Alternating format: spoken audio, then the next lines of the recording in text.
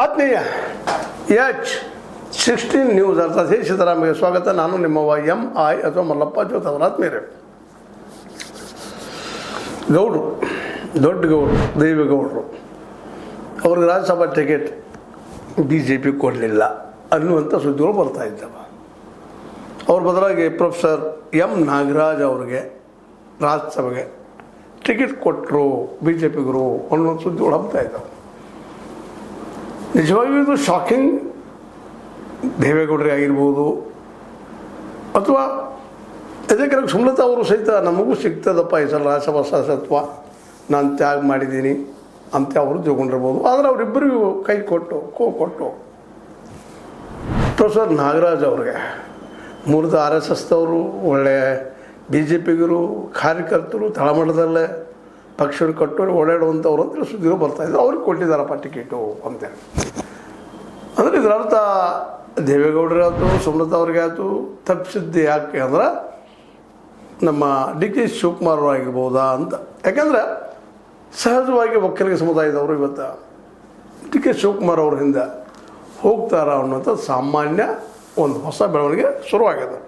ಜೊತೆಗೆ DK ಶಿವಕುಮಾರ್ ಅವರು ಅಸಾಮಾನ್ಯ ನಿಮಗೆ ಗೊತ್ತದ ಎಂಥ ಬಲಿಷ್ಠ ಸಿದ್ದರಾಮಯ್ಯರನ್ನು ಕೊನೆಗೂ ಹೊರ ಹಾಕಿದಂಥ ವ್ಯಕ್ತಿ ಅಂದಾಗ ಈಗ ನಿಧಾನಕ್ಕೆ JDS ಅವ್ರಿಗೆ ಆಹ್ವಾನ ಮಾಡ್ತಾಯಿದ್ರು. ನೀವೆಲ್ಲ ನಮ್ಮವರಪ್ಪ, ನಮ್ಮ ಕಡೆ ಬನ್ನಿರಿ, ಇದ್ರೆ ಕಾಂಗ್ರೆಸ್ಗೆ ಬನ್ನಿರಿ ಅಂತ ಆಹ್ವಾನ ಮಾಡ್ತಾಯಿದ್ದಾರೆ. ಸುದ್ದಿ ಉಳಿತಾವೆ. ಅಂದ್ರೆ ಒಟ್ಟಾರೆಯಾಗಿ JDS ಮುಗಿದು ಹೋಯ್ತಾ ಅಂತ. ಯಾಕಂದ್ರೆ ಪಾಪ ದೇವೇಗೌಡರಿಗೆ ವಯಸ್ಸಾಯಿತು. ಈ ವಯಸ್ಸಿನಲ್ಲಿ ರಾಜ್ಯಸಭೆಗೂ ಏನು ಮಾಡೋರಿದ್ರೂ ಗೊತ್ತಿಲ್ಲ. ಆದರೆ ಪಾರ್ಟಿಯನ್ನು ಉಳಿಸೋ ಸಲುವಾಗಿ ಅವರು ಶತಪ್ರಯತ್ನ ಮಾಡ್ತಾ ಇದ್ದಿದ್ದೇನು ಸುಳ್ಳಲ್ಲ. ಅದಕ್ಕೆ ಅನೇಕ ಕಾರಣಗಳಿರ್ಬೋದು. ಪಾರ್ಟಿ ಈ ಒಂದು ಹಂತಕ್ಕೆ ಬಂದಿರೋದಕ್ಕೆ ಈ ಸಲ 19 ಬಂದಂಥದ್ದು ಇನ್ನೂ ಕಡಿಮೆ ಆಗೋ ಸಾಧ್ಯತೆಗಳಿದ್ದಾವೆ ವಿನಃ ಹೆಚ್ಚಾಗ್ತದೆ ಅಂತೇಳಿ ಅನ್ನಿಸ್ತಾ ಇಲ್ಲ. ಅದಕ್ಕೆ ಕಾರಣ ಇಷ್ಟ, ಮೈಸೂರು, ಹಳೆ ಮೈಸೂರು ಏರಿಯಾದಲ್ಲೇ ಈಗ ಹೊಸ ಶಕ್ತಿಯನ್ನು ಹುಟ್ಟು ಹಾಕಿಬಿಟ್ರು ಕಾಂಗ್ರೆಸ್. ಅದು DK ಶಿವಕುಮಾರ್ ಅವರು. ಮೊದಲು 2ನೇ ಸಾಲಿನಲ್ಲಿದ್ದರು ಅವರು DK ಶಿವಕುಮಾರ್ ಅವರು ಈ ದೇವೇಗೌಡರ ಮುಂದೆ ಮತ್ತು ಕುಮಾರಸ್ವಾಮಿಗಳ ಮುಂದೆ. ಆದರೆ ಇವತ್ತು ದೇವೇಗೌಡರು ವಯಸ್ಸಾದ ಕಾರಣಕ್ಕಾಗಿ ಜೊತೆಗೆ ಅಲ್ಲಿ ಜನರನ್ನು ವಿಚಾರ ಮಾಡ್ತಾ ಇದ್ದಾರೆ, ನೋಡ್ತಾ ಇರ್ತಾರೆ. ಇನ್ನೊಬ್ಬ ನಾಯಕರನ್ನು ಒಕ್ಕಲಿಗರನ್ನು ಬೆಳೆಸಲೇ ಇಲ್ಲ ಇವರು. JDSನಿಂದ ತಾವು ಬೆಳೆಯೋ ಪ್ರಯತ್ನ ಮಾಡಿದರು ಅನ್ನೋ ಅಸಮಾಧಾನದಲ್ಲಿರ್ಬೋದು. ಅದಕ್ಕೆ ಮುಖ್ಯಮಂತ್ರಿ ಆಗಿದಾರಲ್ಲ ಅವರವರ ಒಕ್ಕಲಿಗರವರು. ಅಂದರೆ ಕಾಂಗ್ರೆಸ್ ಮೇಲೆ ಮೊದಲಿದ್ದಂಥ ಸಿಟ್ಟು ಕಡಿಮೆ ಬಿಟ್ಟು. ಹೀಗಾಗಿ ಒಂದು ವೇಳೆ DK ಶಿವಕುಮಾರ್ ಅವರು ಕೊಡದ ಹೋಗಿದ್ದರೆ ಏನೋ ಪ್ಲ್ಯಾನ್ ಮಾಡಿದರು ಅಂತ ಕಾಣ್ತದ. ಮೋದಿ ಮತ್ತು ಶಾರ್ ಅವರು ನಮ್ಮ ದೇವೇಗೌಡರು ಹಿಡ್ಕೊಂಡು ಹೋಗ್ಬೇಕಪ್ಪ ಅಂತೇಳಿ. ಈಗ ಒಕ್ಕಲಿಗರೆಲ್ಲ ಮತ ವಿಭಜನೆ ಆಗೋದ್ರಿಂದಾಗೆ ಗೆಲ್ಲೋ ಸಾಧ್ಯ ಕಡಿಮೆ. ಅಂದರೆ ಈಗ OBC, SC, ST ಇವರನ್ನು ಹಿಡಿಯುವಂಥ ಕೆಲಸ, 10 ಲಕ್ಷ ಹಾಕುವಂಥ ಕೆಲಸ BJP ಮಾಡ್ತು ಅಂತ ಅನಿಸ್ಲಿಕ್ಕತ್ತದ ಈ ಹೆಜ್ಜೆಯಿಂದಾಗಿ. ಹೀಗಾಗಿ ಮುಂಬರುವ ದಿನಗಳಲ್ಲೇ JDS ಗತಿ ಏನು ಅನ್ನೋ ಚರ್ಚೆ ಸ್ಟಾರ್ಟ್ ಆಗಿಬಿಟ್ಟಿದ್ದಾವೆ ಈಗಾಗಲೇ. ಒಂದು ಕಡೆ ಕಾಂಗ್ರೆಸ್ಸು, ಇನ್ನೊಂದು ಕಡೆ BJP ಎರಡೂ JDSನ ಹಣದ ಹಾಕ್ಬೇಕಪ್ಪ ಅನ್ನುವಂಥವ್ರು ಅನಿವಾರ್ಯ ಬಂದಾಗ ದೋಸ್ತಿ ಮಾಡ್ಕೊಳ್ತಾರೆ. ಅದು ಸಮಯ ದಾಡ್ತಂದ್ರೆ ನಡೆಯಪ್ಪ. ನೋಡಿರಿ, ನಿಮಗೆ ಗೊತ್ತದ JDU-ವನ್ನು ಬಿಹಾರದಲ್ಲಿ ಮುಗಿಸೇ ಬಿಟ್ಟರು. ಇವತ್ತಿನ ನಿತೀಶ್ ಕುಮಾರ್ ಅವರು ಏನೋ ಜಗದಾಡ್ತಾ ಇರ್ತಾರೆ, ಮಾತಾಡ್ತಾ ಇರ್ತಾರೆ, ನಾವು ಗಟ್ಟಿದ್ದೀನಿ ಅನ್ನೋರಂಗೆ. ಅಥವಾ ಸ್ವತಂತ್ರವಾದ ಮೀಡಿಯಾಗೆ ಬೇಕಾಗಿರುವುದು ಸ್ವತಂತ್ರ ಧ್ವನಿ. ಆ ಸ್ವತಂತ್ರ ಧ್ವನಿ ಉಳಿಸಲು ನೀವು ಮಾಡಬೇಕಾದದ್ದು ಇಷ್ಟೇ. ಅದೇನಪ್ಪಾ ಅಂತಂತಂದ್ರೆ ನಿಮ್ಮ ಕೈಲಾದಷ್ಟು ಸಹಾಯ ಈ ಚಾನಲ್ಗೆ ಮಾಡಿ ಹಾಗೂ ನಿಮ್ಮ ಧ್ವನಿಯನ್ನು ಕಾಪಾಡಿಕೊಳ್ಳಿ. ಇನ್ನು ನಮ್ಮಲ್ಲ RJD ಅಂದರೆ ನಮ್ಮ ಲಾಲು ಪ್ರಸಾದ್ ಯಾದವ್ ಇದ್ದಾರೆ ಅನ್ನೋ ಮಾತಾಡ್ತಾ ಇರ್ತಾರೆ. ಆದ್ರೆ ಆ ಹಳೆ ಶಕ್ತಿ ಇತ್ತಲ್ಲ ಅದು ಹೋಗಿಬಿಡ್ತೀವಿ. ಇವತ್ತಲ್ಲಿ ಏಕಾಂಗಿ ಆಗಿದ್ರೆ BJPಗೆ ನುಂಗಿ ಹೋಗೋದು ಬಿಟ್ಟಿದ್ದಾರೆ ಈಗ ಅವ್ರನ್ನ. ಇಲ್ಲಿ ಕರ್ನಾಟಕದ್ರು ಅದ ಪರಿಸ್ಥಿತಿ. JDS ಇನ್ನು ಉಳಿತದನ ಅಂತೇಳಿ. ಯಾಕಂದ್ರೆ ಒಂದು ಹೋಪ್ಸ್ ಇತ್ತು ಇಲ್ಲಿವರೆಗೆ. ಇಲ್ಲ ಏನೋ ಮಾಡಿ ನಾವು ಮುಂದಿನ ದಿನಗಳಲ್ಲೇ ಕುಮಾರಸ್ವಾಮಿಗಳು ಮುಖ್ಯಮಂತ್ರಿಯಾಗಿ ಮಾಡ್ತೀವಿ, ಅವರ ಸಲುವಾಗಿ ಹೋರಾಟ ಮಾಡ್ತೀವಿ ಅಂತೇಳಿ ಏನೋ ಪ್ರಯತ್ನ ಮಾಡ್ತಾಯಿದ್ರು. ಹೋದ ಒಕ್ಕಲಿಗರೊಬ್ಬರು ನಮ್ಮ ಮುಖ್ಯಮಂತ್ರಿ ಆಗ್ತಾರೆ ಭರವಸೆ ಇತ್ತು. ಈಗ ಒಕ್ಕಲಿಗರ ಮುಖ್ಯಮಂತ್ರಿ ಆಗಿದಾರಲ್ರಿ, ಬಗೆಹರಿಸೋದು ಬಿಡ್ತದು, ಪ್ರಶ್ನೆಗಳೂ ಇಲ್ಲ. ನಮ್ಮ ಹೊರದಾರಲ್ಲ ಇಲ್ಲ. ಮತ್ತು ಈಗಾಗಲೇ JDSದೆಲ್ಲ ಸದಸ್ಯರಿಗೆ ಅಥವಾ ಶಾಸಕರಿಗೆ ಬೆನ್ನು ಬಿಟ್ಟಿದ್ದಾರೆ. ನಮ್ಮ ಏನಪ್ಪ DKS ಅಂದರೆ DK ಶಿವಕುಮಾರ್ ಅವರು, ನಾವು ನಿಮ್ಮ ಜೊತೆಗಿದ್ದೀವಿ, ನಮ್ಮೊಳಗೆ ಬರ್ರಿ ಅಂತೇಳಿ ಎಲ್ಲ ಕಾರಣದಿಂದಾಗೆ BJP ಇದ್ದಿದ್ದು ಇವತ್ತು ನಮ್ಮ ಜೊತೆಗಿದ್ದರೂ ಅಷ್ಟೇ, ಬಿಟ್ಟರು ಅಷ್ಟೇಪ್ಪ ನೀವು ಅನ್ನುವಂಥ ಮನಸ್ಥಿತಿಗೆ ಬಂದು ನಿಂತದನ. ಯಾಕಂದ್ರೆ ಹೊಸ ಹೊಸ ಸಂಬಂಧಗಳು ಬೆಳೀತಾ ಇದ್ದಾವೆ. ಕರ್ನಾಟಕದ ಮಟ್ಟಿಗೆ ಮಾತ್ರ JDS, ಅದು ಬಿಟ್ಟು ಹೊರಗೆ ಎಲ್ಲೂ ಇಲ್ಲ. ಅದಕ್ಕಾಗಿ ಕರ್ನಾಟಕದಲ್ಲಿ ಬಂದರೆ ಈಗ JDS ಇದ್ದಿದ್ದು ಏನಪ್ಪ ಅಂದರೆ ಹಿಂದಿನಷ್ಟು ಸಮರ್ಥ ಮತ್ತು ಬಲಿಷ್ಠ ಆಗಿಲ್ಲ, ಸಮರ್ಥ ಇಲ್ಲ ಅನ್ನೋ ಭಾವನೆಗಳು BJPಯಲ್ಲಿ ಮೂಡ್ತಾ ಇದ್ದಾವೆ. ಇನ್ನು ಸುಮಲತಾ ಬಗ್ಗೆಯೂ ಅಷ್ಟೇ.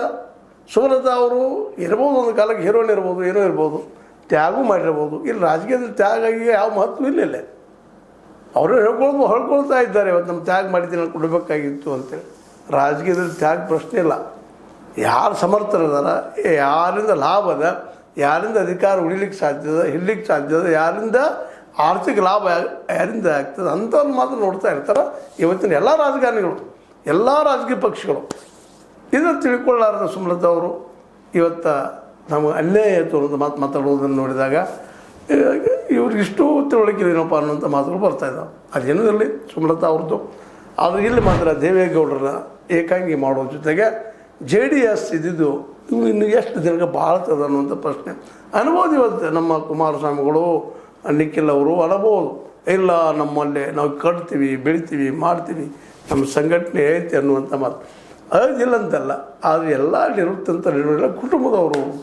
ಹೀಗಾಗಿ ಜನಕ್ಕೂ ಅನಿಸ್ತದ ಒಂದೇ ಕುಟುಂಬ ಬೆನ್ನತ್ತದ ಏನು ಅರ್ಥದ ಅಂತೇಳಿ. ಏನೋ ಮೈಸೂರು ಭಾಗದಲ್ಲೇ ಒಂದಿಷ್ಟು ಜನ ಇವ್ರು ನಂಬಬೋದು, ಬೇಡ ನಮ್ಮವ್ರಪ್ಪ ಅಂತ ಹೇಳ್ಬೋದು. ಉತ್ತರ ಕರ್ನಾಟಕದಲ್ಲಿ ಅಲ್ಲೆಲ್ಲ ಯಾರಿದ್ದಾರಪ್ಪ ಪಕ್ಷದಲ್ಲೇ? ಅದು ಕುಮಾರಸ್ವಾಮಿಗಳು, ಇನ್ನೊಬ್ರು ನಿಕ್ಕಿಲ್ಲ. ಈಗಂತೂ ವಯಸ್ಸಾಗಿದೆ ದೇವೇಗೌಡರಿಗೆ, ಅವ್ರಿಗೆ ಎದ್ದು ನಿಲ್ಲಲಿಕ್ಕೆ ಆಗ್ತಾಯಿಲ್ಲ, ಪಾಪ ವೀಲ್ ಚೇರ್ ಮೇಲೆ ತಿರುಗ್ತಾ ಇದ್ದಾರೆ. ಹೀಗಾಗಿ ಏನಪ್ಪ ಅಂತಂದ್ರೆ ಈ ಎಲ್ಲ ಡೆವಲಪ್ಮೆಂಟ್ಗಳು ನಮ್ಮ ದೇವೇಗೌಡರಿಗೆ ಒಂದು ರೀತಿ ಏನಪ್ಪ ಅಂದ್ರೆ ದೊಡ್ಡ ಹೊಡೆತ ಕೊಟ್ಟದಪ್ಪ, ಜನದಾಗ ಹೊಡೆದು ಕೊಟ್ಟದ ಅನ್ನೋಂಥದ್ದು ಸಾಮಾನ್ಯವಾಗಿ ಕೇಳಿಬರು ಮಾತುಗಳಾಗ್ತಾ ಇದ್ದಾವೆ. ಅದೇನೋ ಆಗಲಿ, ಈಗ ಇರುತ್ತಿರುವಂಥ ದೊಡ್ಡ ಸಮಸ್ಯೆ ಏನಪ್ಪ ಅಂದರೆ ಇನ್ನು ಮುಂದೆ ಏನು JDS ರಾಜ್ಯಸಭೆಗಿಂತ ಹೋಗೋದು ಬಂದಂಗಾಯಿತು. ಆನಂತರ ಕುಮಾರಸ್ವಾಮಿಗಳಿಗೆ ನಾನು ಒಕ್ಕಲಿಗರಪ್ಪ, ನಮಗೆ ನಾ ಮುಖ್ಯಮಂತ್ರಿ ಆಗ್ತೀನಿ, ನಮ್ಮ ಜನರು ಉದ್ಧಾರ ಮಾಡ್ತೀನಿ ಅನ್ನುವಂಥ ಮಾತನ್ನು ಹೇಳೋದಕ್ಕೆ ಅವಕಾಶ ಇದ್ದಂಗೆ ಆಯಿತು. DK ಶಿವಕುಮಾರ್ ಮಾತಾಡ್ತಾ ಇದ್ದಾರೆ ಎಲ್ಲ ಕಡೆ ಹೋದಲ್ಲೆಲ್ಲ. ತಮ್ಮ ಊರಿಗೆ ಹೋದಾಗ ನೋಡಿದ್ರು ನೀವು, ಅವ್ರ ಊರಲ್ಲಿ ಹೋದಾಗ, ತಮ್ಮ ಕ್ಷೇತ್ರಕ್ಕೆ ಹೋದಾಗ ಯಾವ ರೀತಿಯಾಗಿ ಭರವಸೆ ಮೂಡಿಸ್ತಾ ಇದ್ದಾರೆ. ನಾನು 20 ನಾನಾ ಮುಖ್ಯಮಂತ್ರಿ ಅಂತ ಹೇಳ್ಕೊಳ್ತಾ ಇದ್ದಾರೆ. ಅದಕ್ಕೆ ಸಾಕಷ್ಟು ಆಧಾರಗಳು ಇದ್ದಾವೆ. ಯಾಕಂದ್ರೆ ಕಾಂಗ್ರೆಸ್ ಅತ್ಯಂತ ಬಲಿಷ್ಠ ಪಕ್ಷದ ಅನ್ನುವಂಥದ್ರಲ್ಲಿ ಬಿಡಿಸಿ ಹೇಳಬೇಕಾಗಿಲ್ಲ. ಒಟ್ಟಾರೆಯಾಗಿ JDS ಪರಿಸ್ಥಿತಿ ಏನಾಗಿಬಿಟ್ಟದಪ್ಪ ಅಂದರೆ ಇವತ್ತು ವಿಶೇಷವಾಗಿ ಯಾರ ಜೊತೆಗೆ ಹೋಗ್ಬೇಕು ಅನ್ನೋದು ಇದು ನೋಡ್ರಿ. ಕಾಂಗ್ರೆಸ್ ಹೋಗುವಂತಿಲ್ಲ, DK ಅವರು ಸೇಮ್ ಆದರು. ಮುಂದೆ ಜೊತೆಗೆ DK ಅವರು ಇವನ್ನೆಲ್ಲ ಇವರ ಶಾಸಕರನ್ನು ಇವ್ರ ಬೆಂಬಲಿಗಳಿಗೆ ಸೆಳೀತಾ ಇದ್ದಾರೆ. ಬನ್ರಪ್ಪ, ರಾಷ್ಟ್ರಮಟ್ಟದ ಪಕ್ಷದ ನಮ್ಮ ಜೊತೆ ಬನ್ನಿರಿ ಅಂತೇಳಿ BJPಯವರಿಂದ ಕೈ ಕೊಟ್ಬಿಟ್ರು. ಕೊನೆಯ ಕ್ಷಣದಲ್ಲೇ ತಮ್ಮ ಕಾರ್ಯಕರ್ತ ಬೆಳೆಸುವಂಥ ಪ್ರಯತ್ನ ಮಾಡಿದರು. ಏನಾಗ್ತದೆ ನೋಡುವಂಥ ಪರಿಸ್ಥಿತಿ ಬಂದರು. ಅಂದ್ರೆ ಮೋದಿಯವರು ಹೇಳಿದ್ರೆ ನಡೀತಿದ್ದಂತಲ್ಲ, ಮೋದಿಯವರು ವಿಚಾರ ಮಾಡ್ತಾರೆ ತಮ್ಮ ರಾಜಕೀಯ ನಮಗೇನಪ್ಪ ಲಾಭ ಇವ್ರಿಗೆ ಸಪೋರ್ಟ್ ಮಾಡ್ರೆ ಅಂತೇಳಿ. ಈಗಿನ ಮಟ್ಟಿಗೆ ಮಾತ್ರ ದೇವೇಗೌಡರು ಏಕಾಂಗಿ, ಕುಮಾರಸ್ವಾಮಿಗಳು ಏಕಾಂಗಿ, ಭವಿಷ್ಯ ಏನಪ್ಪ ಅನ್ನೋಂಥ ಚಿಂತೆ ಅವರ ಮಧ್ಯದಲ್ಲೇ. ಹೀಗಾಗಿ ಏನು ಮುಂದಿನ ಹೆಜ್ಜೆ ಇಡ್ಬೋದಪ್ಪ ದೇವೇಗೌಡರು ಮತ್ತು ಕುಮಾರಸ್ವಾಮಿಗಳು ಅನ್ನುವಂಥದ್ದು ಇವತ್ತು ಯಕ್ಷ ಪ್ರಶ್ನೆ. ಆದರೆ ಅವರಷ್ಟು ಸೋಲನ್ನು ಬಿಟ್ಟುಕೊಡುವಂಥವ್ರಲ್ಲ. ಕುಮಾರಸ್ವಾಮಿಗಳಾಗಿರ್ಬೋದು, ದೇವೇಗೌಡರಾಗಿರ್ಬೋದು, ಏನಾದರೂ ಪ್ರಯತ್ನ ಮಾಡಿ, ಪ್ರಯತ್ನ ಮಾಡಿ ಈ ಮತ್ತು ಮರಳಿ ಹೇಳುವಂಥ ಪ್ರಯತ್ನ ಮಾಡ್ಬೋದು, ಏನು ಮಾಡ್ಬೋದು ಅಂತ ಅನ್ನುವಂಥದ್ದು. ಆದರೆ ಇವತ್ತಿನ ಮಟ್ಟಿಗೆ ಮಾತ್ರ ನಿಶ್ಚಿತವಾಗಿಯೂ DK ಶಿವಕುಮಾರ್ ಅವರು ಒಬ್ಬ ಕಾಂಗ್ರೆಸ್ನ ಬಲಿಷ್ಠ ಆಗಿದ್ದಾರೆ. ಜೊತೆಗೆ ಒಕ್ಕಲಿಗರ ಮತಗಳನ್ನು ಸಹಿತ ಹೊಡೆಯುವಲ್ಲೇ ನಿಸ್ಸೀಮರದಾರ. ಮತ್ತು ಈಗ ನಾ ಇದ್ದೀನಪ್ಪ, ನಾನು 20 ದಿನ ನಾನಾ ಮುಖ್ಯಮಂತ್ರಿ, ಒಕ್ಕಲಿಗ ಮುಖ್ಯಮಂತ್ರಿ ಅಂತ ಹೇಳ್ಕೊಳ್ಳೋಕ್ಕೆ ಅವ್ರಿಗೆ ಅವಕಾಶ ಅದ. ಮತ್ತು ಕಾಂಗ್ರೆಸ್ಸು ಅವ್ರ ಮೇಲೆ ಭರವಸೆ ಇಟ್ಟದ. ಯಾಕಂದರೆ ಕಾಂಗ್ರೆಸ್ಸಿನ ಅತ್ಯಂತ ಪ್ರಿಯ ವ್ಯಕ್ತಿಯವರು. ಹೀಗಾಗಿ ಒಕ್ಕಲಿಗರು ಸಹಿತ ಯಾವಾಗಲೂ ಜಗತ್ತು ಗೊತ್ತದ, ಗೆದ್ದಿತ್ತಿನ ಬಾಲ ಹಿಡಿಯುವಂಥದ್ದು. ಇವ್ರ ಬೆನ್ನಿದ್ದು ನಮಗೆ ಅನುಕೂಲ ಅದಪ್ಪ ಅನ್ನೋ ಕಾರಣಕ್ಕಾಗಿ ಒಕ್ಕಲಿಗರು ಸಹಿತ ಮೋಸ್ಟ್ಲಿ ದೇವೇಗೌಡರಿಂದ ದೂರ ಸರಿಬಹುದು. ಇದಕ್ಕೆ ಏನು ಪ್ರತಿತಂತ್ರ ಅಥವಾ JDS ಕಾಲ ಮುಗಿತಾ? ಯಾಕೆ ಮತ್ತೊಬ್ಬ ನಾಯಕ ಇಲ್ಲಲ್ಲ, ಕುಮಾರಸ್ವಾಮಿ ಅವ್ರನ್ನ ಬಿಟ್ಟರೆ ಯಾರು ನಾಯಕರಿದ್ದಾರೆ? ಈ ಪ್ರಶ್ನೆಗೆ ಉತ್ತರ ಇವತ್ತು ಸ್ವತಃ JDS ಹುಡುಕ್ಬೇಕಾಗ್ಯದ. ಜನ ಮೆಚ್ಚುವಂಥ ನಾಯಕನ ಬೆಳೆಸಲಿಲ್ಲ.